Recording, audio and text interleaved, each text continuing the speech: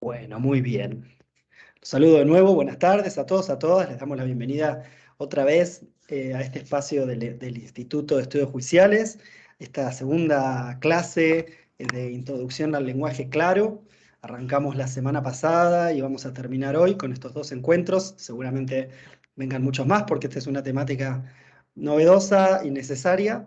Eh, Acá nos acompaña María del Valle Quintana, en representación del Consejo Departamental de Trenquelauquen, del Instituto de Estudios Judiciales, quienes han organizado esta actividad, y desde ya María Verónica Dillon, que ya la conocerán, y bueno, por ahí quienes no participaron la semana pasada, acá está con nosotros ella, que es la expositora que nos acompaña. Es licenciada, profesora en Ciencias de la Comunicación de la Universidad de Buenos Aires. Cursó la maestría en Análisis del Discurso en la Facultad de Filosofía y Letras de la UBA. Es miembro de la Red del Lenguaje Claro de Argentina. Se desempeña como docente en la materia Corrección de Estilo en la carrera de edición de la Facultad de Filosofía y Letras de la UBA y en la Escuela Judicial de la Provincia de Buenos Aires en la materia Redacción de Sentencias Civiles. Ha dictado diversos cursos vinculados a la escritura, a la argumentación, en distintos organismos estatales y privados, y también en distintas facultades de Derecho del país. Fue docente de Semiología del Ciclo Básico Común y adjunta del programa de Competencias Comunicativas de la Universidad de Flores. Desempeñó diversos cargos en el Judicial de la Nación durante 14 años. Ha escrito diversos artículos en revistas de derecho en el área de argumentación y lingüística. Dicha esta presentación, María Verónica, un gusto tenerte nuevamente con nosotros. Y bueno, te Bueno, escuchamos atentamente. gracias Camilo, gracias María del Valle. Bueno, buenas tardes a todos, nuevamente para algunos, por primera vez para otros. Voy a hacer un breve repaso de algunas cosas que dije la vez pasada, solamente para poder introducirnos de nuevo a la temática.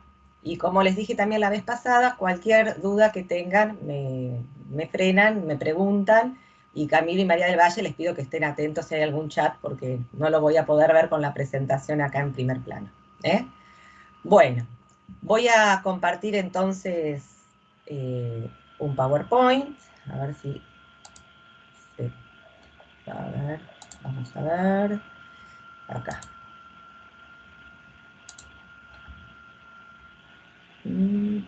A ver, no, parece que se... A ver, se presenta. Ahí estás compartiendo desde la opción compartir pantalla. Fíjate de usar la opción compartir el PowerPoint. Ahora para no ver No, los movimientos, más acción. sino, ¿Por qué no pude? si quieres dejar de compartir y vamos de nuevo. Dejo de compartir. Ahí está.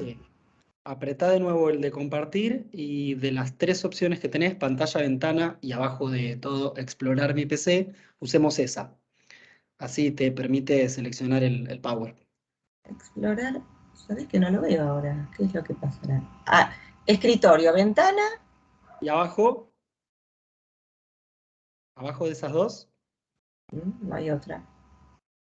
bueno, vayamos de nuevo A ver, con... espera. Ahí está. ¿Ahí? Sí. Ah, bueno, perfecto.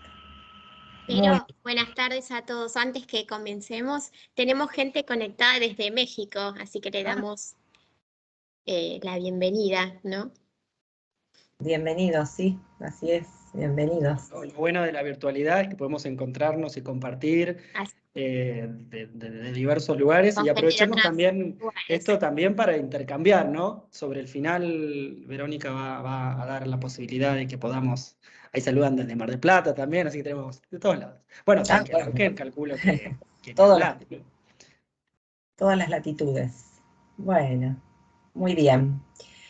Bueno, comenzamos o recomenzamos o continuamos con lo que dejamos la clase anterior. Para empezar, para romper un poquito el hielo, les voy a leer una adaptación de un texto de Italo Calvino, italiano, preocupado, entre otras cosas, por el lenguaje, que me pareció muy ilustrativo de lo que ocurre con el lenguaje en el ámbito del derecho. A ver. Dice así: el funcionario está delante de la máquina de escribir. El interrogado, sentado ante él, contesta las preguntas titubeando un poco, pero tratando de decir todo lo que tiene que decir en la forma más precisa y sin una palabra de más. Esta mañana temprano, fíjense, de más ahí está mal escrito, así, yo lo tomé como estaba, ¿eh? Dice, esta mañana temprano fui al sótano para encender la estufa y encontré esas botellas de vino detrás del cajón del carbón. Levanté una para bebérmela en la cena. No sabía que la bodega de arriba hubiera sido descerrajada. Impasible, el funcionario teclea velozmente su fiel transcripción. Una transcripción entonces de lo que acabo de leer. El abajo firmante, habiéndose dirigido en las primeras horas de la mañana a los locales del sótano para poner en funcionamiento la instalación térmica, declara haber casualmente incurrido en el hallazgo de una cuantía de productos vinícolas, situados en posición posterior al recipiente destinado al contenido del combustible, y de haber efectuado la extracción de uno de dichos artículos con intención de ingerirlo durante la comida vespertina, no hallándose en conocimiento de la fractura sobrevenida en el establecimiento situado en el piso superior. ¿Le suena esto, digamos, este cambio de registro? ¿No es esto un poquito lo que pasa a veces cuando transcribimos? Yo creo, me están viendo, ¿no? Sí, sí, sí. Sí, sí. Cuando, por ejemplo, va un cliente y consulta a su abogado, le cuenta qué es lo que le ocurrió y cómo el abogado traduce eso en una demanda, ¿no? O cómo el interrogado, un testigo, es después citado, por ejemplo, por alguna de las partes o en la sentencia misma, ¿no? Fíjense, esta mañana, el abajo firmante, ¿no? Primero, digamos, es una locución, el abajo firmante, ¿no? En vez de nombre y apellido, ¿eh? Estamos hablando de los lineamientos del lenguaje, claro que ahora los voy a repetir, ¿eh? Pero tiene que ver con cómo el destinatario de este texto, fíjense que en este caso, por ejemplo, podría ser el mismo testigo, ¿no? O sea, el destinatario del texto tiene que reconocer que lo que está escrito fue lo que dijo, ¿sí? Porque el primer lector siempre es uno mismo, ¿eh? Uno mismo tiene que saber si fue claro y si es lo que dijo, ¿no? Entonces, imagínense esto que puede ser un testigo o, por ejemplo, un cliente y el abogado, patrocinante, apoderado, bueno, transcribió lo que le dijo.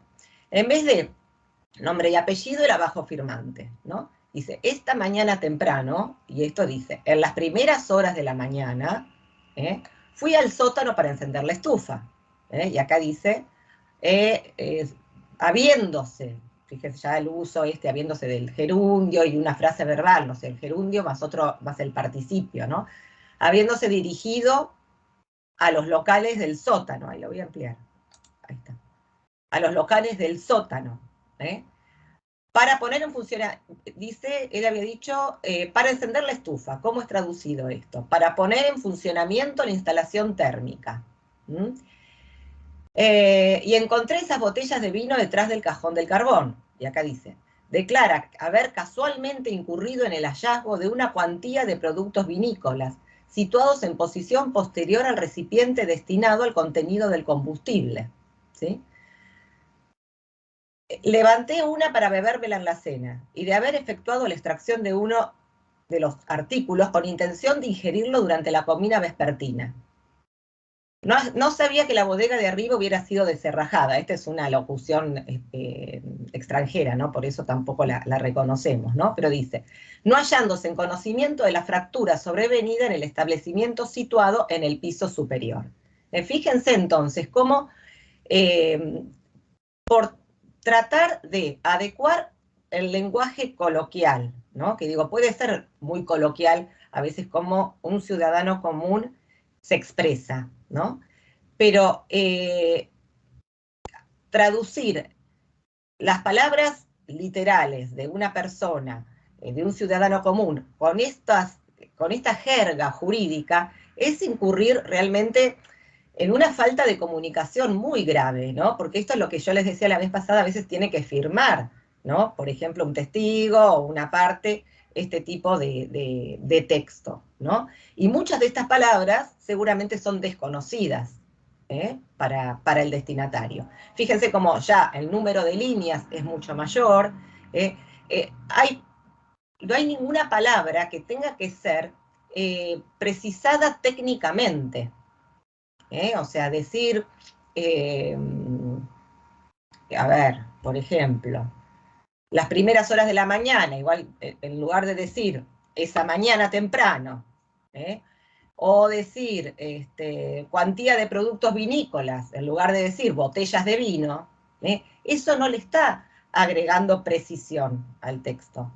Justamente lo está haciendo más opaco, lo está haciendo más oscuro y demuestra algo que en la retórica, ¿no?, se llama un cierto etos discursivo, ¿no?, cierta imagen de quien plasmó esas palabras, que no es justamente una persona, podría llegar a ser en este caso un escribiente, el juez o el abogado, bueno, una persona que se está poniendo en el lugar de quien está, de quien escribió y de quien puede estar leyendo, ¿no?, este texto. Entonces, esto es solamente un ejemplo y un poco anecdótico y gracioso, pero que es lo que efectivamente ocurre en el ámbito judicial, ¿sí?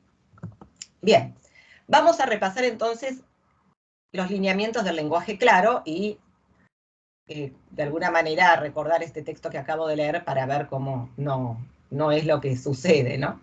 Se debe comprender sin dudar de lo que se lee o lo que se dice en una primera lectura. Implica utilizar expresiones inteligibles o sencillas, o bien expresiones técnicas, pero acompañadas de expresiones explicadas en versiones sencillas. No implica un cambio de contenido. No es un lenguaje vulgar, simplista o infantil. O sea, cuando un juez en una sentencia tiene que utilizar el lenguaje técnico, bueno, no quiere decir que vaya a utilizar un lenguaje, cuando uno dice que tiene que ser claro, no significa que sea simplista o infantil. Puede ser técnico. Hay precisiones técnicas como las tiene también la medicina y muchas disciplinas, pero otra cosa es este lenguaje rebuscado, ambilicado y críptico que les acabo de leer. Conserva la precisión y la formalidad e implica una sola versión, decíamos la vez pasada, ¿no? A diferencia de lo que se denomina lectura fácil. No es un texto escrito para que lo lea la parte y otro el ciudadano común y un texto para que lo lean los abogados. El lenguaje claro implica que la única versión que se redacte sea claro para todos los destinatarios, con una educación básica, ¿no es cierto? Sin ningún tipo, obviamente, de incapacidad o discapacidad cognitiva que dificulte la comprensión, pero sí una sola versión, clara para todo ciudadano. Bien, y ahora vamos a repetir la definición de la Federación Internacional del Lenguaje Claro.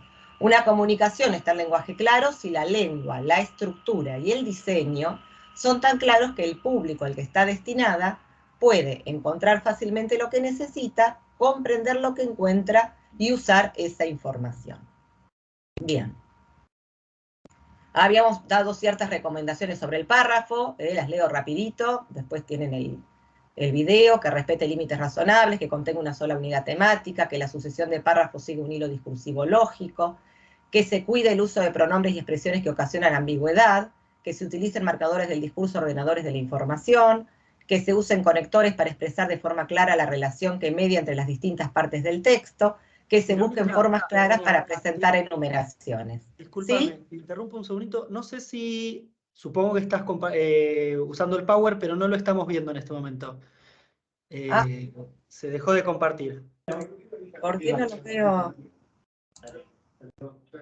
A ver, vuelvo a compartir. Por favor, a ver.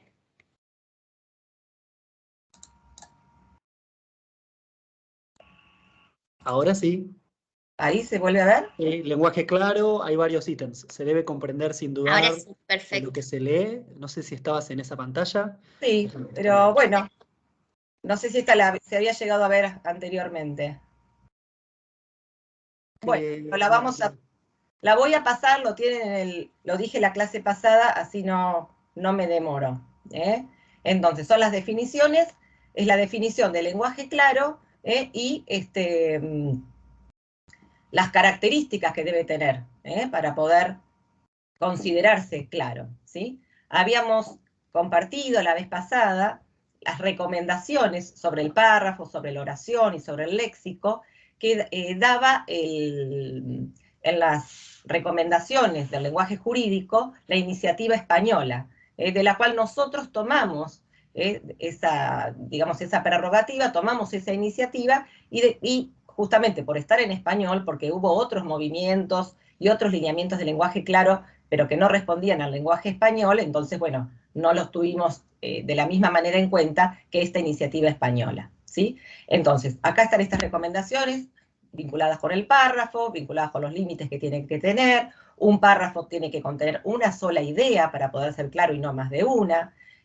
Tratar de no utilizar, digamos, esa profusión de locuciones con proposiciones, oraciones extensas, ¿sí? Evitar la ambigüedad, utilizar marcadores del discurso que ordenen la información, ¿sí?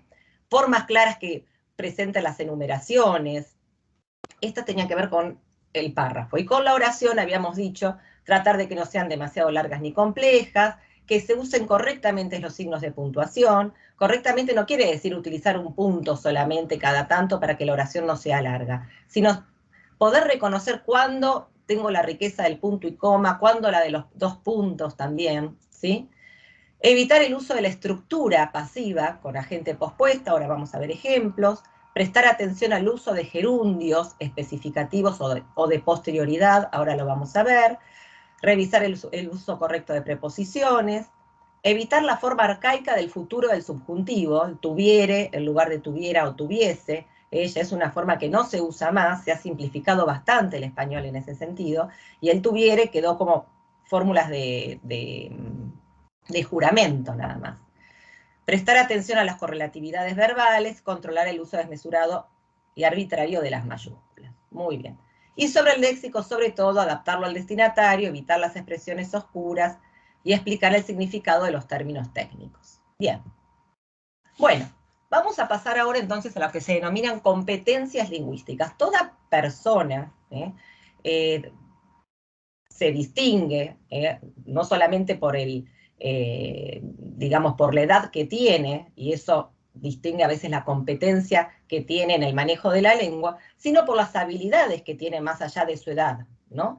Entonces, se denomina competencia lingüística ese conjunto de conocimientos que tiene todo sujeto de la lengua y que le permite comprender y producir una infinita cantidad de oraciones gramaticalmente correctas, con una cantidad finita de elementos.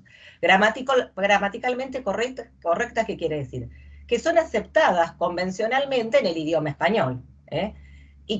Y esa convención tiene que ver con la claridad. Si están ordenados sus componentes, como el español ha convencionalizado que estén esos componentes ordenados, es como va a ser más claro para todos, ¿sí? Porque la educación se supone que es común a todos los ciudadanos. Competencia comunicativa. Son las capacidades y conocimientos que le permiten al sujeto saber, por ejemplo, cuándo hablar, cuándo callar, qué decir, a quién dirigirse y de qué modo hacerlo, ¿sí? Les decía la vez pasada, entonces, esa dirección que tiene que estar puesta hacia el destinatario. ¿A quién me estoy dirigiendo con este texto? Dijimos que las partes, los principales involucrados en una sentencia, por ejemplo, son los digamos, las partes, ¿no? Actora, demandada, quien realmente va a repercutir el resultado. Luego, competencias léxico-gramaticales. ¿Qué son las competencias léxico-gramaticales que tiene una persona que ha adquirido competencias lingüísticas? Es el conjunto de conocimientos sobre las reglas y normas que rigen los distintos componentes del código lingüístico, de su normativa y de su uso en contexto. Hay reglas, hay convenciones lingüísticas, y eso hay que aprenderlas. El lenguaje escrito no es una copia del lenguaje oral, tiene sus propias reglas, y entonces hay que aprenderlas. Competencias textuales es el conjunto de habilidades y conocimientos lingüísticos discursivos que se relacionan no ya con el nivel oracional, sino con el de la organización textual, y por lo tanto con las nociones de coherencia, cohesión y adecuación. Ahora las vamos a ver. Se está viendo la pantalla, ¿no? ¿Se ve? Sí, sí, perfecto. Ah, porque saqué un cuadradito que tenía ahí. No, ahora se ve perfecto. Bien. Dentro de esas competencias léxico-gramaticales, entonces, lo que se recomienda, a lo que se le recomienda prestar mayor atención, y sobre todo en el ámbito administrativo y el ámbito jurídico, es el uso de mayúsculas y minúsculas. Ustedes sabrán por práctica, ¿no?, que a veces con el afán de llamar la atención, se utilizan las mayúsculas de una manera desmedida, ¿no es cierto? Esas mayúsculas corridas a veces, ¿no?, en varias partes del texto, lo que hace es dificultar la legibilidad del texto, porque cuantas más variantes, digamos, hay de tipografía también, uso de negritas, uso de blancas, uso de cursiva, más mayúsculas y minúsculas, se dificulta la atención que puede tener el destinatario. Comillas, el uso de comillas también requiere un estudio específico. Cuando las comillas se utilizan, tiene varios usos, ¿no? Algunos de ellos es en el discurso referido directo. Cuando estoy citando, se supone que estoy citando textualmente el decir de otro o lo que escribió otro. Pero también las comillas tienen otros usos, como por ejemplo indicar un cierto uso irónico de la palabra, o un uso especial que se le está dando, que se quiere llamar la atención sobre determinada expresión, y ahí entonces tengo que también utilizar distintos recursos. Para alguno puedo utilizar la comilla, para otro recurso, como por ejemplo, si yo quiero llamar la atención sobre determinada palabra o ironizar sobre determinada palabra, puedo utilizar para lo que es discurso referido la comilla, para lo que es otra cosa, lo que es el discurso, por ejemplo, irónico o un uso especial, puedo utilizar la negrita o puedo utilizar la bastardilla, para que no se confundan los usos. La puntuación, bueno, ya hablamos sobre ella, tildación, ahora vamos a ver algún ejemplo. Errores de morfología verbal y errores de género y número. Estos, digamos, son de las competencias léxico-gramaticales, algunas de las principales para llamar atención. Uso de voces extranjeras o neologismos, eso ustedes lo saben muy bien, la cantidad de latinismos, la cantidad de palabras no frecuentes en el uso coloquial, pero tampoco, o sea, no por no ser coloquiales, son técnicas, ¿no?, sino que a veces también se copian, por una cuestión de estatus, hasta voces extranjeras de otros países, lo que se denominan extranjerismos, ¿sí? Entonces, y existen sus correspondientes en español. Solamente, si no existe el correspondiente en español, es cuando esa voz extranjera o ese neologismo será admitido. ¿Y cómo se resalta en el texto? En cursiva. Un neologismo, una palabra extranjera, se resalta en cursiva, para dar cuenta de que no pertenece a nuestro idioma. Si no, tengo que utilizar la variante correspondiente en español. El abuso de la voz pasiva es otra de los errores frecuentes en los que se incurre. El abuso de construcciones impersonales, la inadecuación en el uso de los tiempos y modos verbales, y los usos incorrectos del gerundio. Vamos a ver algunos ejemplos. Estas son recomendaciones discursivas que también se dan desde el gobierno español. Se las dejo para que la lean después en el video, no nos vamos a detener acá. Puntuación. Fíjense, por ejemplo, acá el uso de las comas, cómo distingue significados, ¿no? Si yo digo, los testigos que declararon, y ese que declararon lo pongo entre comas, fueron ofrecidos por la demandada, lo que estoy queriendo decir es que todos los testigos declararon. Los testigos que declararon fueron ofrecidos por la demandada. Lo que está entre comas, yo lo podría elidir, lo podría sacar, y sin embargo, el sentido se tiene que permanecer. Es decir, los testigos fueron ofrecidos por la demandada. Esa se llama una proposición especificativa, explicativa, está explicando algo que ya se dijo anteriormente, ¿no? A testigos. Si yo saco que declararon, me tengo que estar refiriendo a la totalidad de los testigos, ¿sí? En cambio, en el segundo caso, yo digo, los testigos que declararon fueron ofrecidos por la parte demandada, y no pongo las comas. Si no pongo las comas, lo que estoy haciendo es haciendo referencia a que solo declararon los testigos ofrecidos por la parte demandada. Y se implicita que hubo otros testigos que no declararon. ¿Se entiende? Digo, los testigos que declararon fueron ofrecidos por la parte demandada. Hubo otros testigos, pero no declararon.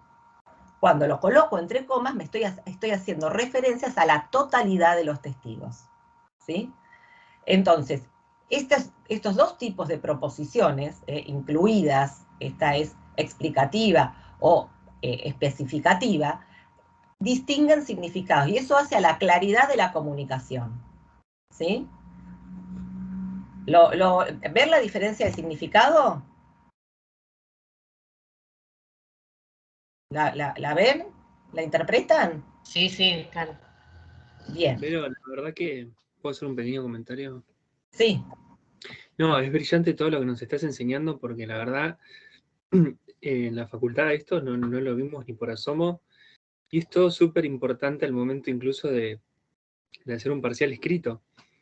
Ah, sí, claro. Y nada, por favor, presentate en todas las facultades de todas las universidades para enseñar esto, porque siento que no sé, de 0 a 10, 0,01. Ah, bueno, ¿cuál es tu nombre? A ver, no sé quién. Agustín, perdón. ¿Vos, Agustín, interveniste en la clase pasada? Sí, pero sí. Sí, ya. Bueno, pero todas estas son, Porque lo que siento es como que muchas veces se da por sabido de la secundaria y en realidad no. Hay que ver muchas cuestiones súper específicas porque todo Bueno. hace a la construcción del lenguaje claro, ¿no? Bueno, es lo que entre las recomendaciones que se están dando ahora es que se introduzcan este tipo de materias en la formación de los abogados, pero en el mientras tanto, y entre los que ya están formados y nos van a volver a cursar la carrera, yo les recomendaba una serie de manuales la vez pasada, como para escribir bien en español, donde estos pueden obtener, digamos, estas pautas de escritura, ¿sí? Prestando obviamente atención en el momento en que se les produce la duda, ¿no? Pero yo les diría que traten además de la duda, ¿no? Cuando uno ya está habituado y tiene hábitos de escritura ya instalados, bueno, es necesario prestar atención también a otros ejemplos, ¿no? Para que en el momento de escribir puedan surgir, ¿no? O puedan saltar este tipo de dificultades después para la interpretación, pero no, digamos, a no ponerse mal por esto, ¿no? Tratar de incorporar material para poder salvar estos problemas. Y también dos cosas, sí. ¿no? La importancia de la interdisciplinariedad, Sí. ¿no? Que para mejores resultados, obviamente. Y lo segundo, bueno, me lo olvidé. Bueno, seguimos. Problemas de tildación, pero ¿qué hacen al significado? Si yo digo, la acción aún no prescribió, ese aún, yo siempre digo, la regla memotécnica, ¿no? Tiene que ver con el todavía que lleva tilde, ¿no? Entonces, la acción todavía no prescribió, quiere decir. El aún sin tilde lo puedo reemplazar por incluso, que no lleva tilde, ¿no? Entonces, aún habiendo sido intimado por la fuerza pública, se negó a declarar, por ejemplo, ¿no? Entonces, la tildación, la tilde diacrítica, lo que se llama tilde diacrítica, a veces distingue también significados. De ahí entonces tengo que saber bien cuándo la tengo que colocar o cuándo no. ¿Sí? El uso de la voz pasiva. Esto capaz que el que sabe inglés lo tiene más fresquito, ¿no? Pero bueno, lo hemos estudiado todos. Pero ¿cuál es el problema de la voz pasiva? ¿Está mal utilizarla? No está mal utilizarla, porque para eso existe también como recurso y en el español existe. Pero el abuso de la voz pasiva, lo que dificulta a veces es poder encontrar lo que se denomina el agente, quién realiza la acción. Y entonces, al destinatario no tener el agente, el sujeto que realiza determinada acción, le dificulta a veces la comprensión. Por ejemplo, la voz activa de esta oración es: la parte demandada impugnó la pericia. El sujeto, la parte demandada, impugnó la pericia, sería el predicado, impugnó el verbo, ¿no es cierto? Perdón, Es lo que, pero no estamos sí, viendo el Power otra vez. pero algo está, no sé por qué, porque yo no toco nada. Quizá mueves el mouse y se va. No sé. ¿Qué es lo que...? A ver. Perdón la interrupción, pero veo en el chat que nos están diciendo lo mismo. A ver. Porque no... A ver. Quizá Camilo nos puede ayudar. Cami, ¿estás ahí? ¿Ahí se ve? Ahí lo vemos, ahí se ve Ahí perfecto. sí, perfecto. Bueno, no sé qué es lo que está ocurriendo porque no toco más nada yo. Ahora sí. No te preocupes, que es bastante natural, a veces la tecnología nos supera, pero bueno, por suerte se soluciona. Ahí está. ¿Ahí se ve la voz pasiva? Sí, perfecto. Bueno, entonces, la parte demandada impugnó la pericia, eso es voz activa. ¿Por qué digo voz activa? Porque yo tengo al sujeto que realiza la acción, que es la parte demandada. Impugnó es la acción, ¿no es cierto? La pericia es objeto directo. Cuando yo utilizo la voz pasiva, lo que hago es poner en el lugar de del sujeto, no voy a tocar el más por las dudas, en el lugar del sujeto a la pericia. En vez de la parte demandada, pongo la pericia, ¿no?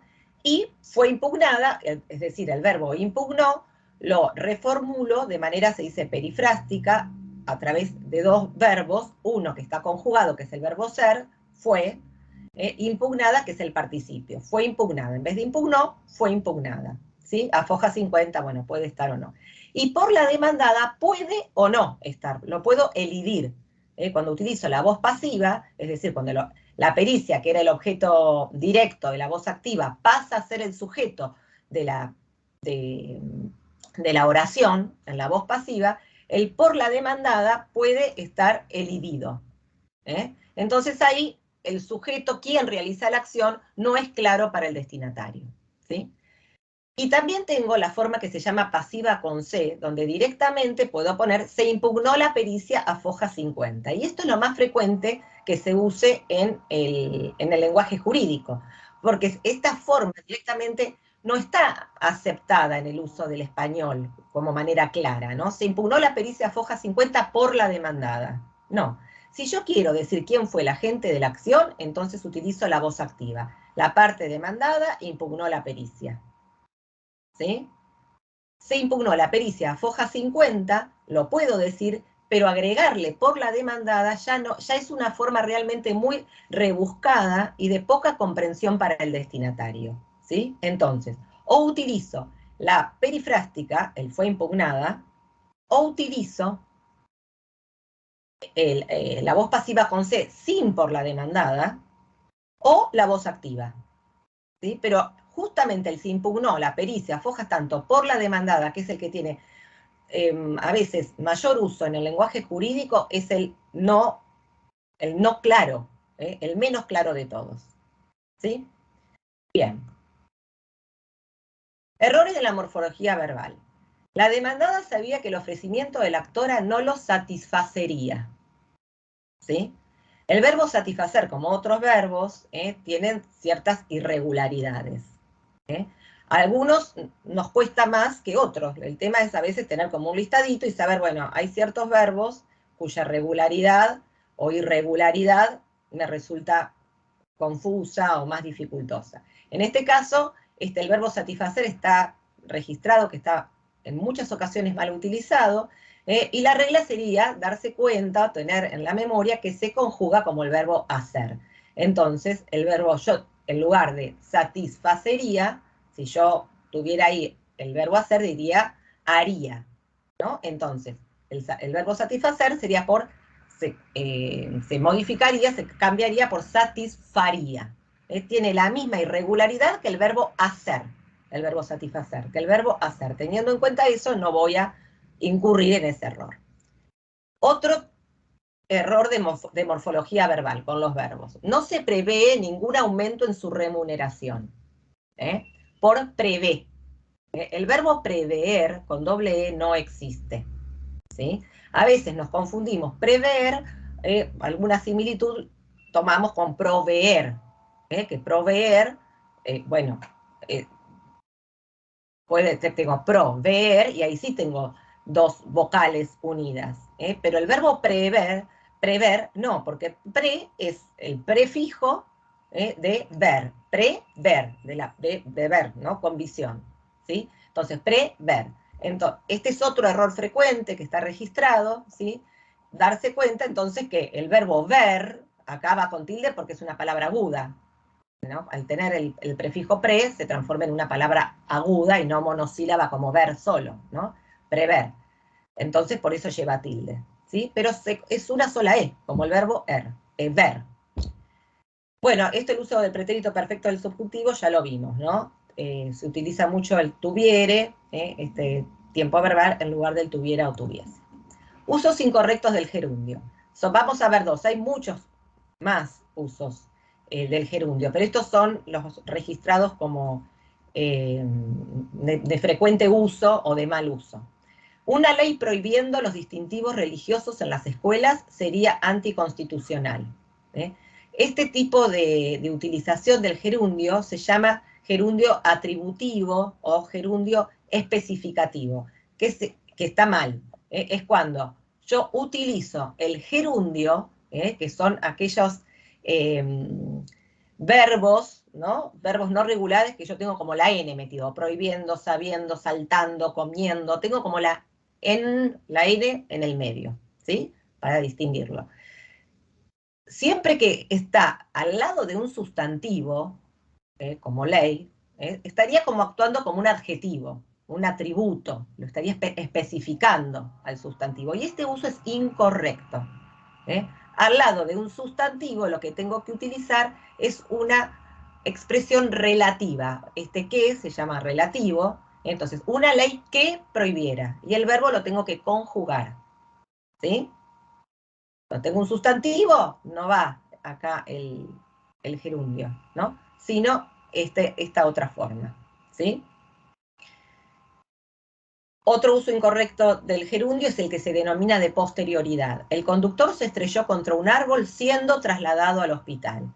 Primero pasa una cosa y luego ocurre otra, ¿no es cierto? Pero lo tengo que manifestar a nivel lingüístico como dos verbos distintos, dos expresiones distintas. Primero se estrelló, el conductor se estrelló contra un árbol y luego fue trasladado al hospital. No es que al mismo tiempo fue trasladado, como siendo trasladado. Primero se estrelló y después fue trasladado. Si yo lo pongo acá el gerundio siendo trasladado, bueno, es una expresión compleja del gerundio, porque además tengo el trasladado, ¿no? Pero siendo trasladado, es como si ocurriera en simultaneidad. Y ese uso del gerundio es incorrecto. El gerundio de simultaneidad sí es correcto. Por ejemplo, viene saltando. Tengo el verbo venir, saltando. Viene saltando. Tengo dos verbos, ¿sí? Pero de alguna manera, ese saltando, hasta lo puedo parafrasear con viene de esta manera, como un circunstancial de modo. Viene de esta manera, viene saltando, ¿sí? Verbo y gerundio. Pero, si no, no, son dos acciones distintas, no está ocurriendo en simultaneidad. Bien. Abuso en nominalizaciones. Otro error frecuente en el ámbito jurídico. La explicación de la mecánica del accidente puede o no estar por el perito ingeniero, suele estar y está mal cuando lo estoy, o no es claro cuando lo utilizo en una sentencia, en una pericia, lo que fuera. La explicación de la mecánica del accidente por el perito ingeniero fue insuficiente. Primero, me permite no poner por el perito ingeniero, ¿no? Pero lo más claro es que el verbo, esta es la explicación, que es un sustantivo, ¿no? Lo más claro es poder poner quién realiza la acción, el perito ingeniero, y el verbo conjugado. Explicó la mecánica del accidente de manera insuficiente. Entonces, el perito ingeniero, que podría estar elidido acá, aclaro quién lo hizo, queda entonces el agente de la acción. Cuando yo pongo sujeto, verbo, predicado, y el sujeto es un agente, es una persona animada, es más claro para el destinatario. ¿Sí? Entonces, el perito ingeniero explicó la mecánica del accidente de manera insuficiente. La explicación no se dio sola. No es incorrecto utilizar esta forma en el español. Sí es menos claro que esta otra. Y acá les quiero leer o compartirle una sentencia que yo estoy analizando últimamente, que justamente tuvo la intención de ser clara. Y sin embargo, digamos, son los desafíos que nos está produciendo ahora el lenguaje jurídico. ¿Cómo poder ser claro? Sin ser tampoco demasiado extenso, porque la extensión tampoco abona a la claridad. Entonces, una jueza, acá cambié la fecha, ¿no? Y el lugar, para cuidar un poco la fuente, dice así: esta sentencia, y entre paréntesis estaba, decisión final en este proceso, se desarrollará en las siguientes partes. 1, antecedentes del caso. Entre paréntesis, resumen de los elementos agregados y del procedimiento. 2, el relato de la historia. La decisión final y las explicaciones que desarrollo para llegar a esa solución. Y entre paréntesis, análisis completo y detallado de las circunstancias del caso y los argumentos jurídicos y no jurídicos que, entiendo, explican para la resolución. Vamos a quedarnos con esto. Fíjense que acá, en este caso, la sentencia quiso ser clara para el destinatario, que era un juicio en el cual se estaba debatiendo la paternidad, o sea, el padre biológico y padre de crianza eran las partes en el juicio, ¿no? Porque, bueno, uno de ellos no figuraba en el acta de nacimiento y entonces estaba haciendo ese reclamo ante la justicia.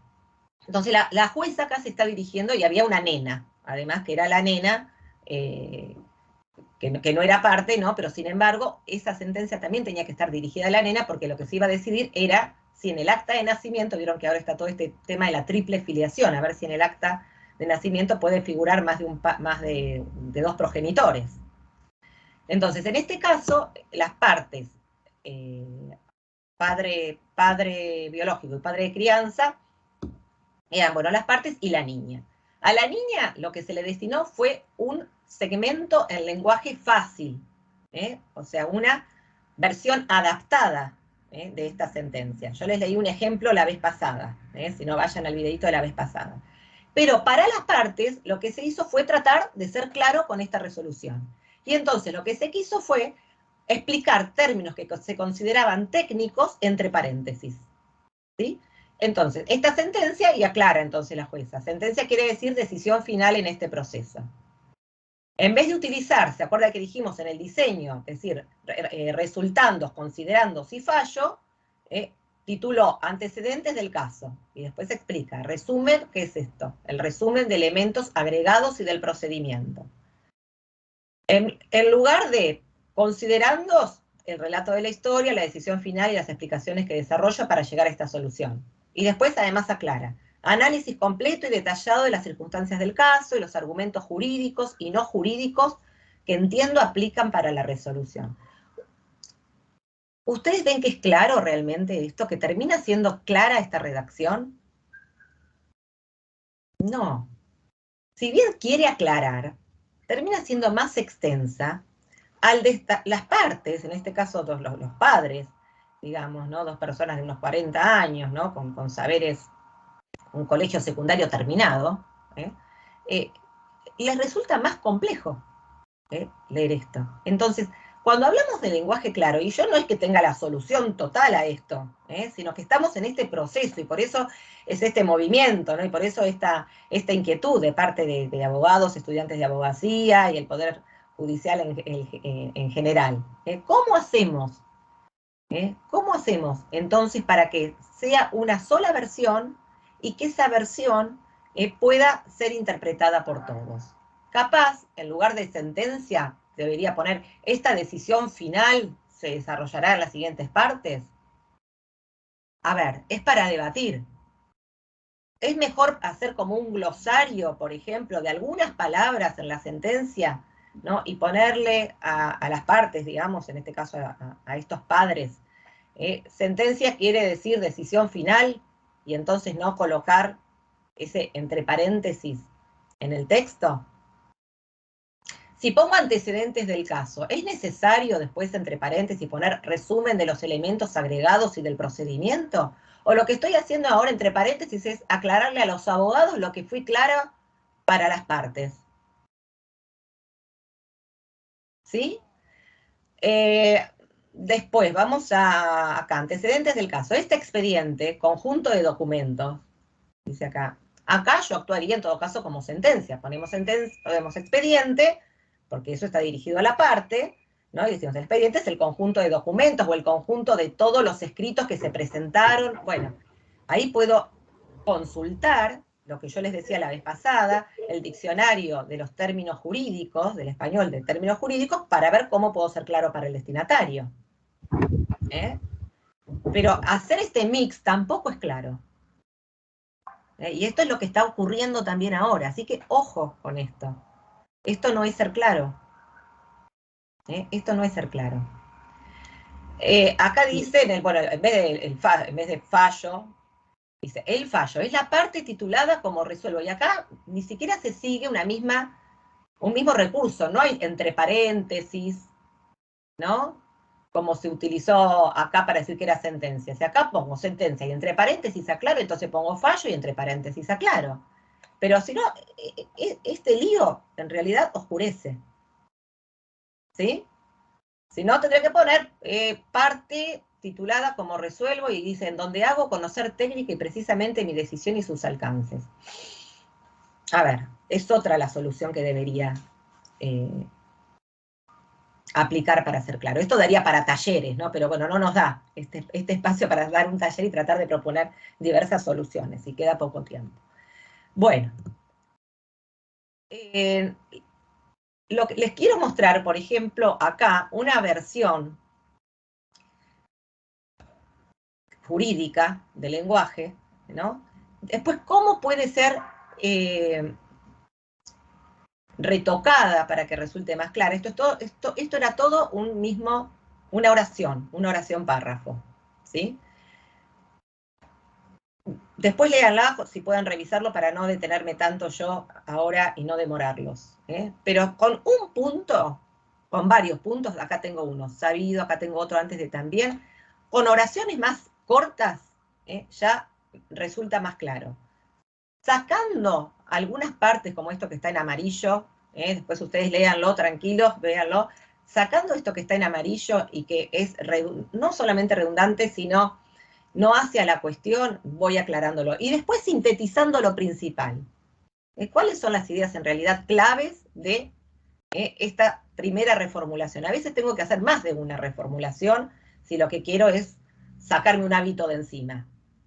Lo bueno sería que no adoptemos nunca ese mal hábito, entonces siempre podamos escribir claro.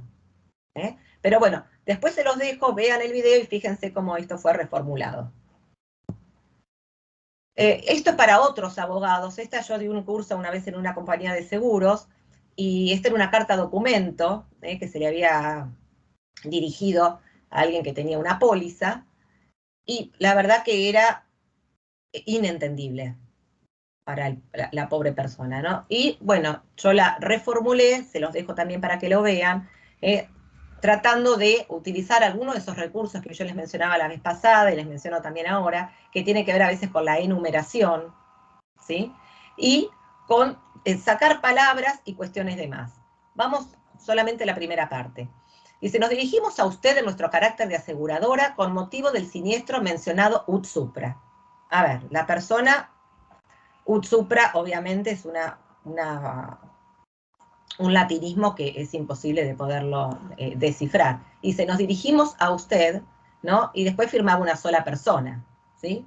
Fíjense que esto puede ser, en nuestro carácter de su aseguradora y en relación al siniestro ocurrido el día tanto, en vez de ponerle ut supra, le soy claro y le digo, ¿qué día ocurrió el siniestro que usted denunció?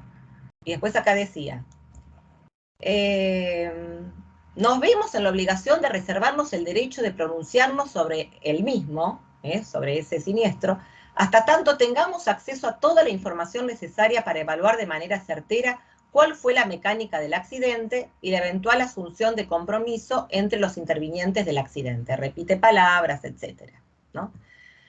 Acá solamente pongo, en relación al siniestro ocurrido el día tanto que usted denunció, no hace falta que se lo relate todo, suspendemos el plazo para pronunciarnos hasta tanto usted nos acerque a la brevedad posible la siguiente documentación e información. Y entonces detallo, punto por punto, cada uno de los elementos que se están requiriendo, que está requiriendo la asegurada, en lugar de lo que dice en el segundo párrafo, que es procederemos a la suspensión de los términos de aceptación hasta tanto obra en nuestro poder cédula verde al vehículo asegurado, copia de la licencia de conducir, o sea, está todo acá, en vez de esa enumeración. Fíjense en el diseño también, cómo resulta más claro para la interpretación, y la persona puede decir, me tengo que llevar esto, ¿sí? Bien. Bueno, se los dejo esto para que después lo vean, y como ya estamos en horario, hay otra área que me gustaría que ustedes tengan en cuenta, que no la voy a desarrollar hoy, si da para otra exposición en otro momento lo haré, que tiene que ver entonces con las que se llaman competencias genérico-discursivas, además de estas léxicas o gramaticales que les acabo de decir, que es la adecuación, la coherencia y la cohesión. La adecuación tiene que ver con esta adecuación del registro al destinatario, pero la coherencia y la cohesión son otras dos propiedades que tiene que tener todo texto para que resulte claro, y que no tiene que ver únicamente con el léxico. Ser coherente con algo que estoy diciendo quiere decir mantener del principio al final una misma idea. ¿Sí? Y que esa idea esté jerarquizada, digamos, que yo pueda ir hilvanando punto por punto cada uno de los párrafos y encontrarle como si fuera un efecto como piramidal, un efecto discursivo. Y la cohesión, y voy solamente a este ejemplo porque es el más dificultoso para ustedes, a veces, entre otros, tiene que ver cómo voy uniendo los referentes, cómo voy repitiendo a veces ciertas palabras para que el lector me siga en la lectura. Y uno que utilizan ustedes con mucha frecuencia es el mismo, la misma, los mismos, las mismas. Pero esto también produce una gran dificultad de comprensión. La Fundación del Español Urgente da algunos ejemplos, se los dejo para que los vean, pero yo quiero que vean en un ejemplo jurídico cómo esto puede dificultar o producir ambigüedad en la comprensión. Fíjense, con motivo del accidente, el actor tuvo fractura de fémur y su acompañante sufrió un traumatismo de cráneo. Él mismo fue internado en el hospital Argerich. Él mismo. ¿Cuál es el referente del mismo? ¿Es el actor o su acompañante? El mismo, la misma, todos estos adjetivos que se están utilizando, en vez de demostrativos o posesivos, bueno, no importa cómo se llama la clase de palabra, puede retomar cualquier referente que esté antes. Entonces, si yo lo que quiero es hacer hincapié en que fue el actor el que fue internado o que fue su acompañante, tengo que utilizar otras formas, como las siguientes. Con motivo del accidente, el actor tuvo fractura de fémur y su acompañante sufrió un traumatismo de cráneo. El primero de ellos, en vez del mismo, fue internado en el hospital Argerich. Si quiero hacer hincapié o referencia al acompañante, pongo este último fue internado en el hospital Argerich. ¿Sí? Fíjense cuando ponen el mismo o cualquiera de sus formas, si el referente es claro para quien lo está leyendo. ¿Sí? Bueno, en una horita no me da más el tiempo para otras cuestiones. ¿Sí? Yo después, en todo caso, le puedo dar a María del Valle alguna recomendación o algún texto donde ustedes pueden tener aquellas principales dificultades vinculadas al lenguaje jurídico o algunos ejemplos para que se los comparta, que tienen que ver con el lenguaje claro, pero además de lo vinculado con el léxico, lo que quiero que tengan en cuenta es que la coherencia, la cohesión, la extensión, y todo eso también hace a la claridad textual. ¿Sí? Bueno, voy a dejar de compartir. ¿Dejé de compartir? Sí, sí. Bueno, y si hay alguna pregunta, estoy para escucharla. Teníamos algunas manitos levantadas en el transcurso de la charla, pero a ver ahora, no sé. A ver. Hay muchas cuestiones que hacen al lenguaje claro, como el abuso de preposiciones, las frases extensas en vez de palabras cortas. Bueno, hay todo un listadito de variables, pero eso se los puedo dar en un pequeño documento y María del Valle se los puede compartir, que es mucho más práctico que esto otro que les traté de comunicar. En el chat. Nos piden el Power, no sé si lo podemos hacer circular. Bueno, después en una versión PDF se los hago una versión reducida o clara, me fijo que es lo más adecuado para ustedes, para el destinatario, Bueno, para los destinatarios, y les envío algo, sí. bárbaro. No sé si alguna pregunta tienen para hacer. El Acá tema del tenemos lenguaje una. claro da para la práctica, o sea, con 2 charlas, obviamente, no es que ustedes van a adquirir las habilidades para poder hablar de manera clara, no. Esto lo que traté de hacer en realidad es que ustedes puedan darse cuenta de la importancia que tiene el lenguaje, ¿sí? O sea, como materia prima que ustedes trabajan y con la cual sentencian y se dan a entender. Después son habilidades que hay que practicarlas. Yo les voy a mencionar algunos textos, también te los puedo dar, o sea, ustedes se tienen que ir armando, sobre todo cuando ya los hábitos adquiridos fueron hábitos no claros, ¿no? Que generalmente es por copia de modelos anteriores, de hábitos. Acá Julieta nos pregunta, ¿qué recomendaciones podría sugerir para el desarrollo en una tesis de investigación? Pregunta extensa, ¿no? En una tesis, pero ¿sobre qué tema? Dice en el desarrollo de una tesis de investigación, no nos aclara. A ver, Julieta, si estás por aquí. Porque la tesis es un género académico, y el género académico tiene sus propias formas también, ¿no? Por ejemplo, en el género académico, usar las formas impersonales es un recurso válido, no utilizar siempre la primera persona. Eso es un recurso, por ejemplo, al contrario, es válido y va a gozar de buen alcance, digamos. No sé cuando te referís a esto, ¿qué me querés decir, Julieta? Agustín tiene la manito levantada, no sé si querés hacer alguna consulta. Bueno, las dos, gracias, miles, a Camilo también, como cada viernes, la verdad es un placer verlas. Perdón que no escribí en el chat porque no me aparece el globito en las opciones. Y esto, Vero, lo de la cuestión de la necesaria interdisciplinariedad, ¿no? Que se incorpore a los programas profesionales como vos, que es fundamental.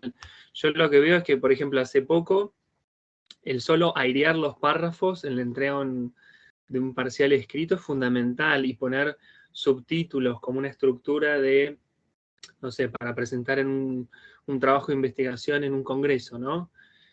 Sí. El título, después numerar 1, 2, 3, 4 así, ir desarrollándolo, que es lo que vos decías, esto lo de la coherencia, la cohesión y la adecuación fundamental, ¿no? El registro al destinatario, que es como que se olvida a veces, ¿no? Que se le habla, por ejemplo, a quién es el destinatario, el interlocutor, si la ciudadanía, si son menores, si son adolescentes, si necesitan, bueno, eso, gracias, Vero, un beso enorme. No, hay un libro que les quiero recomendar, a ver si lo tengo acá, que se llama La cocina de la escritura. Los que están ahí, anótenlo, La cocina de la escritura, además es muy didáctico, muy pedagógico, es bárbaro, de Daniel Casaní. A ver, ¿dónde? Quisiera tenerlo acá para mostrarles la tapa. Bueno, es negrita la tapa, no lo tengo acá. Bueno, la cocina de la escritura, donde les puede dar algunos lineamientos básicos para lo que hace todo tipo, digamos, de una buena redacción. Y creo que estas propiedades de coherencia, cohesión, están también ahí explicadas. Así que se los hiper recomiendo. Después se los voy a escribir, después les había dicho este libro, el libro de estilo de la justicia, ¿se acuerdan? Bueno, este libro, el manual de María Marta García Negroni, para escribir bien en español, ¿se acuerdan que también se los recomendé? Creo que lo tenía por acá. Y les digo cuál, porque hay varios circulando, pero si ustedes se tienen que hacer de uno, háganse del que tiene esta tapa, porque los anteriores tienen versiones de la lengua, algunas que no están actualizadas, porque el lenguaje cambia. Cambia, sí, claro. Entonces, hay que ayornarse también, ¿no? Y hay nuevas palabras, y la ortografía fue cambiando también. Sí. En el 2010 hubo un montón de modificaciones que se hicieron a la ortografía. Tildes que ya no se usan, por ejemplo, palabras que iban en cursiva y ahora no van en cursiva. ¿Sí? Entonces, es material que tiene que estar actualizado. Mucha lectura. Esto es mucha lectura. Es manual, pero son manuales. Claro, no. Es lectura y que se va adquiriendo con práctica y lectura diaria. Y práctica. ¿No? Yo creo que cada vez más se van a abrir más talleres de lenguaje claro. Exacto. Y yo les recomiendo que los que se dan cuenta que les cuesta ser claros, bueno, que sobre todo cuando uno trabaja en equipo, en taller, y hay ese compartir, es mucho mejor que hacer estas cosas solo. Sí, ¿no? Totalmente, siempre en equipo. Uno aprende de otra manera, así que yo les diría que aprovechen si tienen alguna... Siempre hay que pensar en el que está leyendo lo que uno escribe, ¿no? Porque uno cuando proyecta una sentencia, en mi caso, los que trabajamos en el Poder Judicial, hay que pensar el destinatario, el que va a leer, que se entienda, ¿no? Entonces hay que ser claro. ¿Qué cantidad desde el diseño, qué cantidad de páginas? Por eso, ¿qué cantidad corto, claro, y no hay que hacer cosas para publicar, y hay que ser liso, llano, claro, para llegar a la persona y que si yo quiero publicar un texto académico, utilizo entonces otro canal. Exactamente, las sentencias tienen que ser claras, pero bueno, a eso... No tiene que mostrar la erudición en el tema. Bueno, está lleno de jueces eruditos, pero bueno, creo que lo que tenemos... Pero a la parte lo que le interesa es entenderlo. Exacto. No claro. Que le diga cuánto sé, sino te quiero entender. Los latinazgos, ya hay que sacarlos, si tenemos acordadas y qué sé yo, y se siguen... Es difícil erradicar los latinazgos, y la verdad que es difícil. Hay que utilizar las formas que están en español, para eso tenemos además... Lenguaje simple, claro. Lenguaje claro, así que... Bueno, has sido muy clara como siempre. Vamos a organizar una charla en conjunto con el doctor Verdaguer, como dijimos, de poder analizar una sentencia de la Suprema Corte. Les vamos a avisar a todos y lo vamos a difundir por la página de la Corte y bueno, esperamos poder contar con ustedes. Sí, con el doctor Verdaguer lo que trabajamos, y a mí me parece más rico inclusive que esto que... Sí, es súper rico porque ustedes dos se complementan de una manera... No, pero lo que trabajamos, esto lo quiero decir porque todas estas cosas del lenguaje claro son habilidades de redacción que se pueden ir adquiriendo. Pero hay un aspecto del lenguaje que es el aspecto argumentativo, o sea, cómo lo lingüístico afecta a lo argumentativo, ¿no? Sí. Entonces es un nivel de profundización mayor ese, ¿no? Es como que viene con otras teorías de la mano. Sí, para octubre, noviembre, por ahí, cuando ustedes estén con la agenda un poco más desocupada, lo podemos organizar y va a ser sumamente enriquecedor para todos. Bárbaro. Así que bueno, mil gracias por habernos brindado este espacio que fue genial. Bueno, para nada, y bueno, cuando quieran puedo desmenuzar esto, ¿no? Y hacer una cosa, sí. No sé. Te mando igual el PDF, el Power resumido en PDF y algún link. Y yo se los paso por mail, que ahí fui como captando algunas direcciones de mail que me pasaron en el chat, Y bueno, mil gracias otra vez. No hay de Gracias qué. a todos y a todas. Hasta luego. Chau, chau. Chau, chau.